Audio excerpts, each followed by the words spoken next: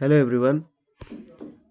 हामी चाहिँ modern फिजिक्सको quantisation of energy भन्ने च्याप्टरमा थियौँ र त्यो च्याप्टरको आज हामी डी ब्रोग्ली थ्योरी जुन चाहिँ डुअलिटी प्रिन्सिपलमा बेस्ड छ त्यो कुरा स्टडी गर्न गइरहेछौँ।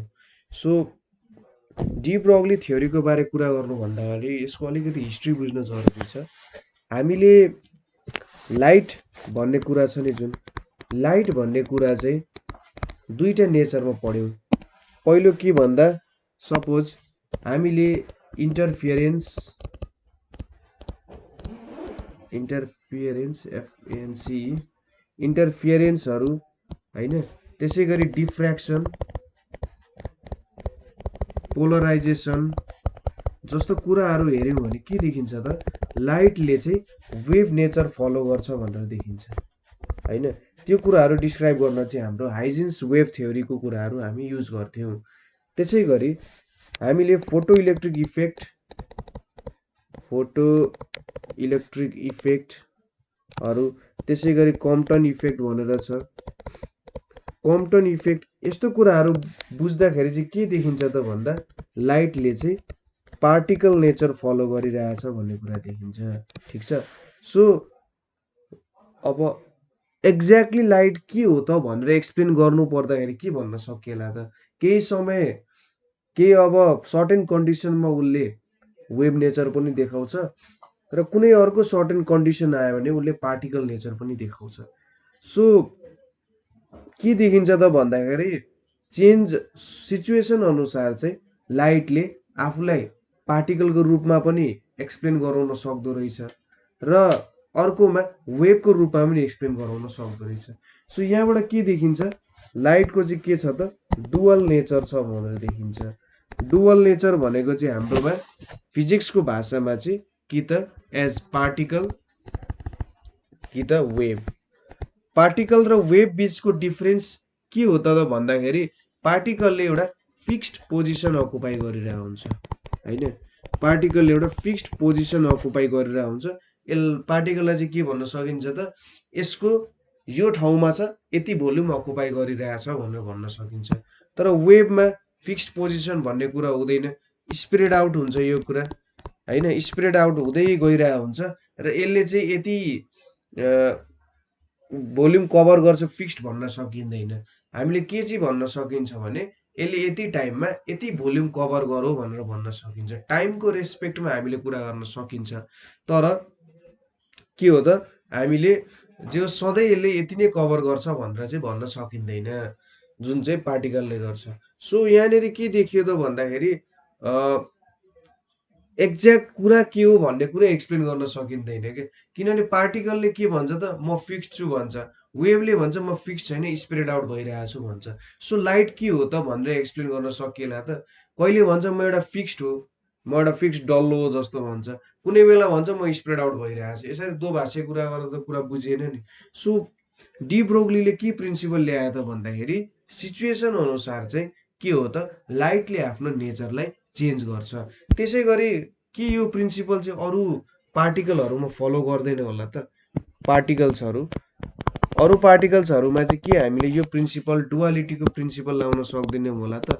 सपोज सर्टेन कन्डिसन्सहरूमा हामी के देख्छौँ त, पार्टिकलहरू चाहिँ मोस्ट अफ द कन्डिसनमा चाहिँ हाम्रो जुन वरिपरि देखेको पार्टिकलको रूपमा एक्ट गरिरहेको हुन्छ, के त्यो वेभको रूपमा एक्ट गर्न सक्दैन होला त भनेर डी ब्रोग्लीले क्वेसन गरे र त्यही अनुसार चाहिँ के निकाले त, एउटा थ्योरी निकाले।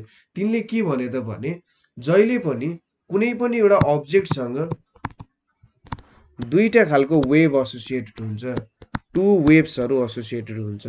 एउटा भनेको दुईटा वेभ एसोसिएटेड हुन्छ, एउटा भनेको यसको पार्टिकल नेचरलाई जनाउने हुन्छ, अर्को भनेको चाहिँ यसको वेभ नेचरलाई जनाउने खालको हुन्छ। सो एउटाले चाहिँ मेकानिकल मोसनलाई जनाउँछ हैन, एउटाले मेकानिकल मोसनलाई जनाउँछ र अर्कोले चाहिँ propagation of associated wave, propagation of associated wave यो रूपमा जनाउँछ। ठिक छ। यसको फर्मुलै चाहिँ हामीसँग u is equals to v by c square भनेर छ। u भनेको चाहिँ हाम्रो एसोसिएटेड वेभ जुन छ त्यसको भेलोसिटी, v भनेको चाहिँ मेकानिकल वेभको भेलोसिटी, c भनेको भेलोसिटी अफ लाइट। सो यहाँबाट डी ब्रोग्लीले के कन्क्लुजन निकाले त भन्दाखेरि कुनै पनि अब्जेक्टको एउटा आफ्नै एउटा मेकानिकल मोसनमा जुन हुन्छ त्यो एउटा भेलोसिटी भयो। सपोज मैले चाहिँ जगिङ गर्न गएँ भने मैले जगिङ गर्दाखेरि मेरो एउटा मेकानिकल मोसन छ, मेरो होल बडीको एउटा डिरेक्सनमा मेकानिकल मोसन छ जुन भनेको यो भेलोसिटी v ले दिइरहेछ। र त्यो भेलोसिटीमा हिँड्दाखेरि के हुन्छ त मसँग एसोसिएटेड एउटा वेभ नेचरको क्यारेक्टरिस्टिक्स पनि हुन्छ जसको भेलोसिटी चाहिँ u हुन्छ के। मैसँग एसोसिएटेड एउटा वेभ जस्तो भनेर बुझ्न सकिन्छ।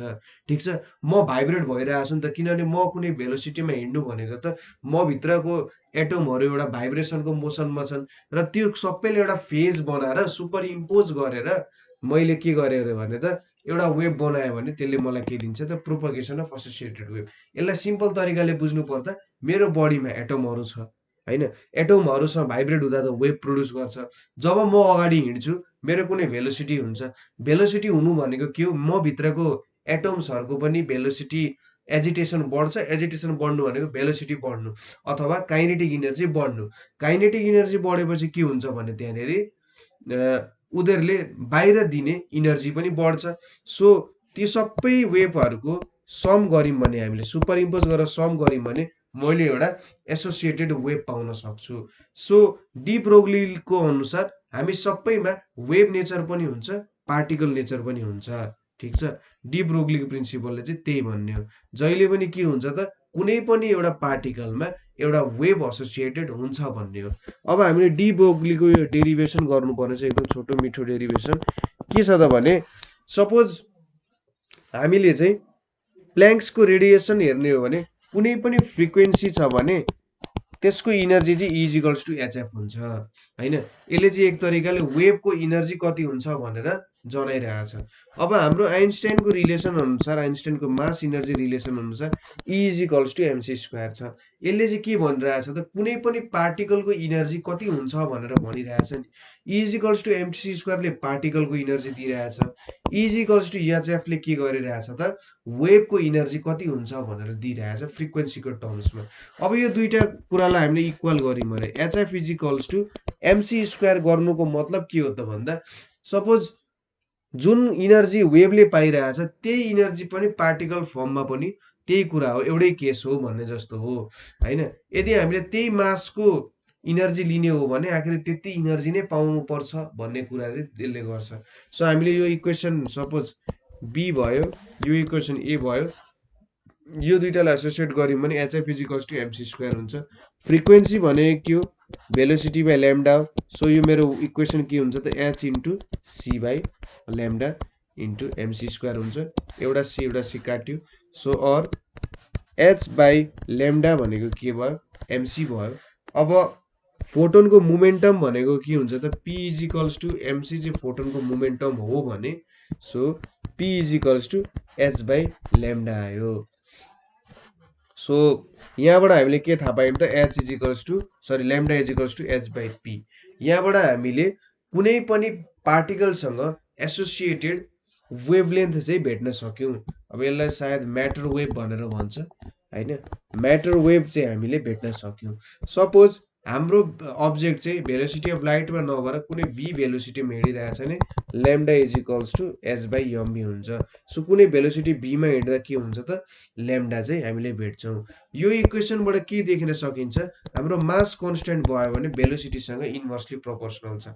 भेलोसिटीसँग इन्भर्सली प्रोपोर्सनल हुनु भनेको सपोज मेरो भेलोसिटी बढ्दै गयो भने मेरो वेभलेन्थ घट्दै जान्छ। ठिक छ, यो भन्नुको मतलब मेरो फ्रिक्वेन्सी बढ्दै जान्छ, मेरो अब्जेक्ट चाहिँ झन् एउटा इनर्जीमा टोटल इनर्जीमा कन्भर्ट भइरहेछ भन्नु जस्तो हो। किनभने त्यति बेला अब एउटा फैलिने जुन एमाउन्ट अफ इनर्जी हुन्छ त्यो त कन्भर्ट हुनु पर्यो। फ्रिक्वेन्सी बढ्नु भनेको त इनर्जी मलाई धेरै चाहियो। इनर्जी धेरै हुनुको मतलब त के हो त मेरो म्याटरले चाहिँ अब स्प्रेड आउट हुन थाल्यो भन्ने कुरा जस्तो हो के यो भनेको चाहिँ। ठिक छ, यसरी बुझ्न सकिन्छ। अब हामीले अर्को एउटा सिम्पल कुरा हेर्नु पर्ने छ, यो चाहिँ न्यूमेरिकलहरुमा पनि सोधिरहेको हुन्छ। De Broglie wavelength of electron. ठीक छ, de Broglie wavelength of electron भनेर छ। अब हामीलाई के थाहा छ भन्दा work done on electron is equals to KE of electron भन्न सकिन्छ नि। ठिक छ, इलेक्ट्रोनमा कति काम गर्यो भनेर हामीले भेट्नुको मतलब यसको काइनेटिक एनर्जी कति बढेको छ। वर्क डन अन इलेक्ट्रोन भनेको त ई इन्टु भोल्टेज हो, केई भने चाहिँ हाफ एम भी स्क्वायर भयो हैन। सो भी भेलोसिटी भनेको कति हुन्छ त यहाँनेरि 2ev बाई एम हुने भयो। हामीलाई के थाहा छ त lambda is equals to h by mv हुन्छ।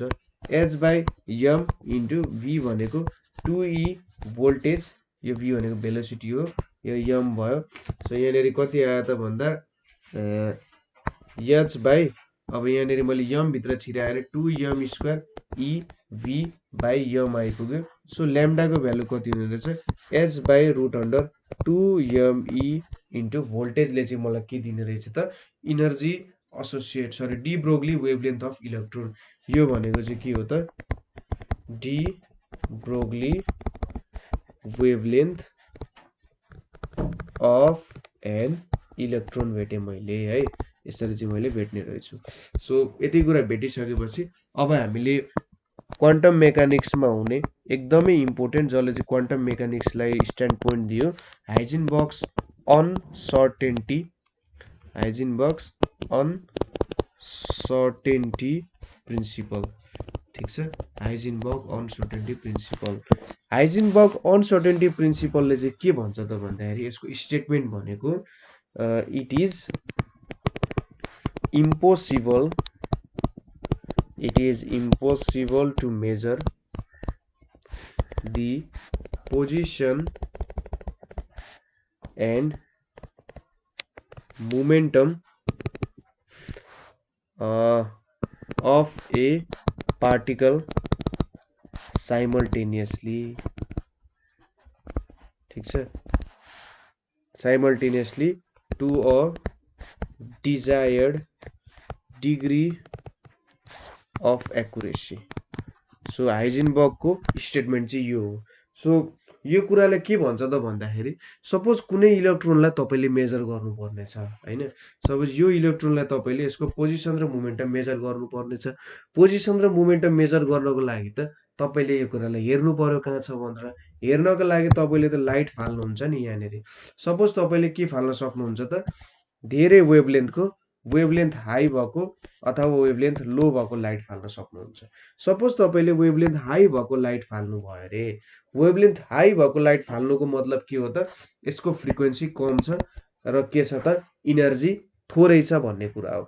तपाईले यसरी फाल्नुभयो भने के हुन्छ भने यसले इलेक्ट्रोनलाई धेरै इनर्जी त दिन सक्दैन, तर के हुन्छ त यसको वेभलेन्थ धेरै छ भन्नुको मतलब हाम्रो लाइट चाहिँ धेरै ठाउँमा स्प्रेड आउट हुन सक्छ के। वेभलेन्थ धेरै हुनुको मतलब के हो त वेभलेन्थ लामो हुनुको मतलब धेरै स्प्रेड आउट हुन्छ। त्यो भएर के भयो यसको पोजिसन मेजर गर्न सकिएन तर मोमेन्टम मेजर गर्न सक्यो के। मोमेन्टम मेजर गर्न सकिन्छ, पोजिसन गर्न सकिँदैन। अब सपोज हामीले पोजिसन एक्ज्याक्ट मेजर गर्नको लागि के गर्यौं अरे त भन्दा लो वेभलेन्थको लाइट लियौं अरे। लो वेभलेन्थ भन्छ फ्रिक्वेन्सी हाई, फ्रिक्वेन्सी हाई हुनुको मतलब इनर्जी पनि हाई। यदि इनर्जी हाई भयो भने के हुन्छ त यसले त मेरो मोमेन्टममा धेरै चेन्ज ल्याइदिन्छ। सो मैले पोजिसन एक्ज्याक्टली मेजर गर्न सके तर मोमेन्टम सकिन। ठीक छ, यो केसमा वेभ स्प्रेड आउट हुन्थ्यो धेरै, त्यसको कारण एक्ज्याक्ट पोजिसन कहाँ हो त भनेर म हेर्न सक्दिन थिए र मोमेन्टम चाहिँ मेजर हुन्थ्यो। तर यो केसमा के छ त भन्दा मैले पोजिसन मेजर गर्न सके तर एक्ज्याक्ट मोमेन्टम चाहिँ के त मेजर गर्न सकिन। सो मैले चाहिँ कुनै केसमा पनि के गर्ने पोजिसन र मोमेन्टम एक्ज्याक्टली मेजर गर्न सक्दिन रहेछु। किन भन्दाखेरि मैले जब हेर्छु नि हेर्ने बित्तिकै के भयो त मैले त्यसको पोजिसन मोमेन्टममा केही न केही चेन्ज ल्याइदिने रहेछु। सो अब्जर्भ गर्दैखेरि मैले पोजिसन र मोमेन्टममा डिफरेन्स ल्याइदिए भने मैले कसरी कुनै कुरालाई मेजर गर्न सक्छु भन्ने कुराहरू आउँछ यहाँनेरि। अब यहाँनेरि मैले पोजिसन र मोमेन्टमको कुरा गरेँ नि। अब यस्तो कुराहरूलाई चाहिँ के भन्छ त भन्दाखेरि क्यानोनिकल कन्जुगेट भेरिएबल्स भन्छ। क्यानोनिकल्ली कन्जुगेट भेरिएबल्स भन्छ। ठीक छ, सो यस्तो खालको क्यानोनिकल कन्जुगेट भेरिएबल्स भनेको इनर्जी र टाइम पनि यस्तो खालको क्यानोनिकल कन्जुगेट भेरिएबल्स हुन्छ। अब मैले यसलाई अनसर्टेनिटी प्रिन्सिपल अनुसार एक्सप्रेस गर्नु पर्यो भने सपोज एक्स कोअर्डिनेट छ अरे कुनै कुराको र अनसर्टेनिटी डेल एक्स छ अरे, पी मोमेन्टम छ अरे हैन, र मोमेन्टमको अनसर्टेनिटी चाहिँ डेल पी छ भने यसलाई कसरी लेख्न सकिन्छ, del x into del p is greater than or equals to h by 2 pi भनेर चाहिँ हामीले एक्सप्रेस गर्न सकिन्छ। यसलाई चाहिँ के भन्न सकिन्छ, हाइजेनबर्ग अनसर्टेनिटी प्रिन्सिपल। त्यसै गरी इनर्जी र टाइममा एक्सप्रेस गर्नु पर्यो भने इनर्जीको इरोर र टाइमको इरोर भनेको एच बाई 2 पाई भन्दा जहिले पनि ठुलो हुन्छ भनेर भन्न सकिन्छ। ठिक छ, हामीले धेरै टाइम लायौँ भने इनर्जी एक्ज्याक्टली मेजर गर्न सकिँदैन। अब थोरै इनर्जी मेजर गर्यौँ भने कति टाइमको लागि हो भन्ने कुरा एउटा न एउटा चाहिँ के हुन्छ त कमजोर भइदिइहाल्छ। ठिक छ, अब एउटा करेक्टली मेजर गर्दा अर्को एक्ज्याक्टली मेजर गर्न सकिँदैन। सो हाम्रो प्रिन्सिपल चाहिँ यही हुन जान्छ। क्वान्टम मेकानिक्सको एकदम इम्पोर्टेन्ट प्रिन्सिपल हो। अब यसलाई प्रुभ गर्न फेरि एकदमै गाह्रो छ है, यसलाई एक्ज्याक्टली प्रुभ गर्न चाहिँ गाह्रो छ। तर तपाईँहरूलाई यसको प्रुफहरू चाहियो अथवा अझै यो क्यानोनिकल्ली कन्जुगेट भेरिएबल्स भनेको के हो भनेर बुझ्न मन छ भने प्लिज कमेन्ट गर्नु होला। म यसको एउटा सेपरेट भिडियो बनाइदिन्छु, किनभने यसको बारे अलिकति धेरै कुराहरू छ, म्याथमेटिक्स पनि धेरै चाहिँ एक्सप्लेन गर्नुपर्ने हुन्छ। सो यो म्याथमेटिक्स हामीलाई यसमा त चाहिँदैन, तर तपाईँहरूलाई यसको म्याथमेटिक्स बुझ्न मन छ भने त्यसको एउटा म सेपरेट भिडियो नै बनाइदिन्छु। सो कतै बुझ्नु भएन भने कमेन्ट गर्नु होला। Thank you for watching.